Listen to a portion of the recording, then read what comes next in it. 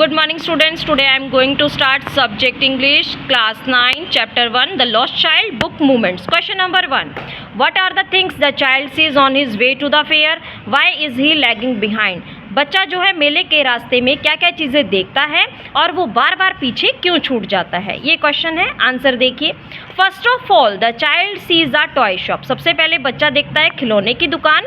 Then he sees balloon sellers. उसके बाद वो देखता है गुब्बारे बेचने वालों को. Garland of gulmohar and dragon flies in the mustard field. उसके बाद वो गुलमोहर के जो बाग बगीचे थे उन्हें देखता है और ड्रैगन फ्लाइज को देखता है सरसों के खेतों में. Every time the child lags behind. हर बार बच्चा पीछे छूट जाता है because he is attracted by the things that comes on his way. क्योंकि बच्चे को अपने आसपास की चीज़ें इतनी सुंदर लगती है कि वो उनकी तरफ खिंचा चला जाता है. Question number 2. In the fair, the child wants many things. What are they? Why does he move on without waiting for an answer? मेले में जो बच्चा है उसको काफ़ी सारी चीज़ें चाहिए थी. वो चीज़ें क्या क्या थी और बच्चा जो है बिना आंसर लिए आगे क्यों बढ़ जाता है. First of all the child wants his parents to buy him a toy. सबसे पहले बच्चा चाहता था कि उसके पेरेंट्स उसे कोई खिलौना दिला दे. Then he expresses his desire for a barfi. उसके बाद उसने अपने मम्मी पापा से इच्छा की कि वो उसे बर्फ़ी दिला दे.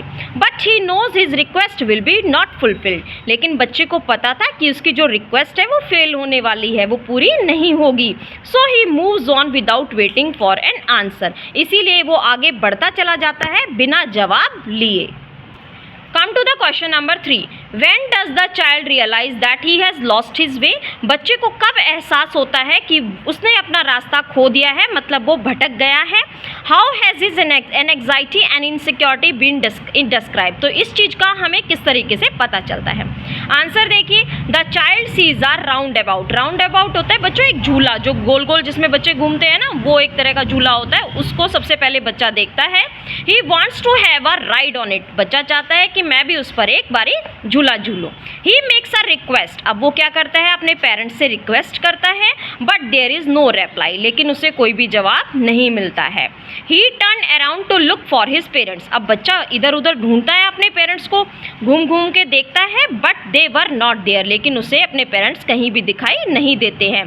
Then he realize that he has been lost. तब बच्चे को समझ में आ गया, एहसास हुआ उसे कि अब मैं खो चुका हूँ. A full deep cry comes from his dry throat. He cries only mother father. उसके सूखे गले से एक ही चीख पुकार सुनाई दे रही थी, मम्मी पापा. अब और उसे कुछ चीज़ नहीं चाहिए थी, सिर्फ उसको अपने पेरेंट्स चाहिए थे. Come to the question number 4.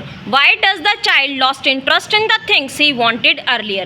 अब बच्चे को वो चीज़ें नहीं चाहिए थी जिस चीज़ की उसको पहले आवश्यकता थी, जिसको देखकर बच्चा ये चाहता था कि उसे वो चीज़ें मिल जाए. आंसर देखिए.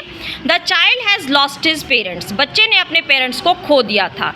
He is in great fear without his parents. उसे बहुत डर लग रहा था बिना अपने मम्मी पापा के. That's why he loses interest in the things he wanted earlier. इसलिए उसने सभी चीज़ों से चाव खो दिया था जो चीज़ें उसको पहले चाहिए थी. अब उसे उन चीज़ों की ज़रूरत नहीं थी. Come to the last question of the chapter. What do you think happens in the end? आप क्या सोचते हो कि लेसन के लास्ट में क्या हुआ, बच्चे के साथ क्या घटना हुई. Does the child find his parents. क्या उसको अपने मम्मी पापा मिले या नहीं. आंसर देखिए. The man who rescues the child seems to be very kind and loving. जिस व्यक्ति ने बच्चे को बचाया था मेले में, वो बहुत ज़्यादा दयालु और प्यार वाला व्यक्ति दिखाई दे रहा था.